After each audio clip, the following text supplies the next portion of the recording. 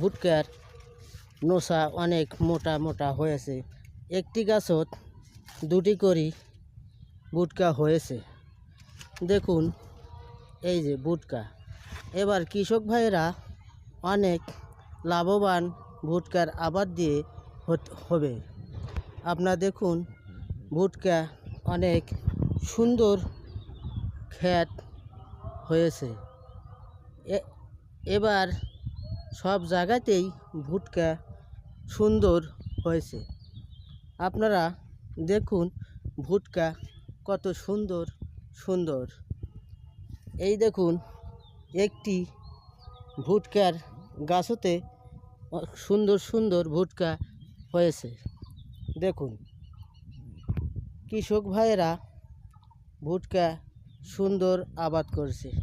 এবার কৃষকেরা সুন্দর ভুট্টা